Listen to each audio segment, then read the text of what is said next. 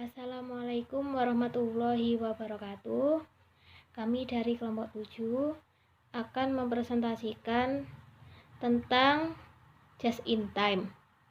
Saya Tina Sari Sahal dan rekan saya Riza Ali Sukron. Materi yang pertama adalah definisi Just in Time.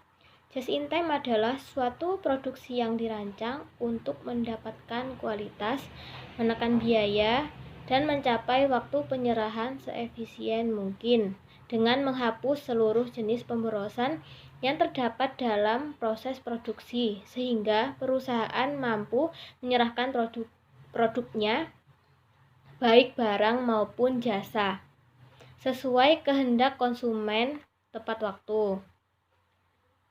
Materi kedua, kelebihan Just in Time. Banyak kelebihan yang dapat dinikmati dalam menerapkan sistem produksi Just in Time. Di antaranya sebagai berikut. Pertama, tingkat persediaan atau stok level yang rendah sehingga menghemat tempat penyimpanan dan biaya-biaya terkait seperti biaya sewa tempat dan biaya asuransi. Kedua, bahan-bahan produksi hanya diperoleh saat diperlukan saja, sehingga hanya memerlukan modal kerja yang rendah. Yang ketiga, dengan tingkat persediaan yang rendah, kemungkinan terjadinya pemborosan akibat produk yang ketinggalan zaman, lewat kadaluarsa dan rusak atau usang akan menjadi semakin rendah. Keempat, menghindari penumpukan produk jadi yang tidak terjual akibat perubahan mendadak dalam permintaan. Kelima, memerlukan penekanan pada kualitas bahan-bahan produksi yang dipasok oleh supplier, pemasok, sehingga dapat mengurangi waktu pemeriksaan dan pengerjaan ulang. Materi ketiga yaitu kekurangan Just in Time.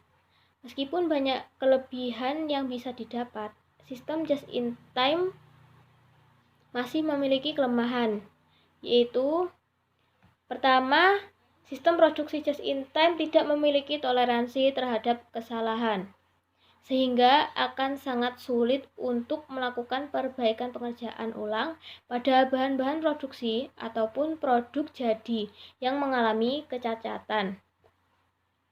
Kedua, ketergantungan yang sangat tinggi terhadap pemasok baik dalam kualitas maupun ketepatan pengiriman yang pada umumnya di luar lingkup perusahaan manufakturing yang bersangkutan. Yang ketiga, biaya transaksi akan relatif tinggi akibat frekuensi transaksi yang tinggi.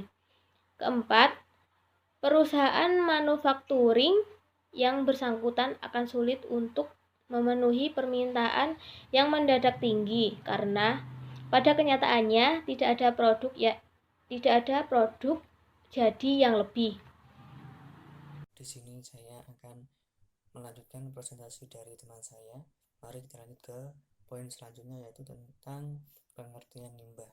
Limbah menurut Ecolink 1996, limbah adalah barang yang terbuang dari aktivitas manusia maupun alam yang belum memiliki nilai ekonomis. Jadi yang dimaksud dengan limbah yaitu adalah barang sisa dari aktivitas manusia maupun proses alam yang belum memiliki nilai ekonomi. Kemudian kita lanjut tentang jenis-jenis limbah. Limbah itu dibagi menjadi dua, yaitu limbah organik, yaitu adalah limbah yang mudah membusuk seperti sisa sayuran, sisa makanan, potongan rumput atau kotoran hewan.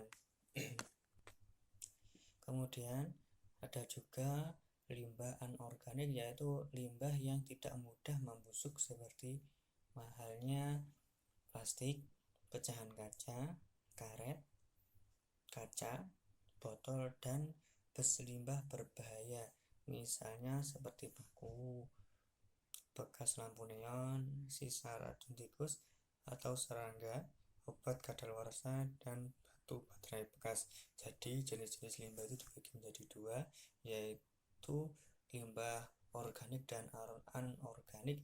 Yang dimaksud dengan limbah organik yaitu limbah yang mudah membusuk, dan anorganik yaitu limbah yang tidak mudah membusuk. Kemudian kita lanjut ke poin selanjutnya, yaitu tentang bagaimana konsep limbah bambu di daerah tertentu. Sebagian besar bambu merupakan buatan tangan pengrajin lokal.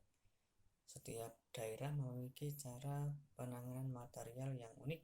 Pemanfaatan bambu di Indonesia masih berada dalam skala kecil hingga menengah. Dalam skala kecil, pemanfaatan bambu berkisar pada produk peralatan rumah tangga, sementara dalam skala menengah, manfaat bambu dapat berupa konstruksi perumahan. Kondisi ini juga dikenal sebagai Poorman-Stember karena karakteristiknya yang kuat dan sangat ringan. Bambu juga dikenal sebagai baja organik. Secara umum, pengrajin dalam menciptakan produk menggunakan proses lean manufacturing yang dapat digunakan kembali untuk menjadi dempul bambu dan perlengkapan dan cetakan yang dibuat dari bambu untuk mengurangi penggunaan mesin industri. Jadi sistem limbah bambu itu adalah untuk ketika bambu sudah diamplas itu nanti debunya bisa digunakan sebagai dempul dari bahan produksi. Mungkin itu saja yang bisa kami sampaikan, kurang lebihnya mohon maaf, dan apabila ada pertanyaan silakan bertanya di kolom komentar. Syukron. Wassalamualaikum warahmatullahi wabarakatuh.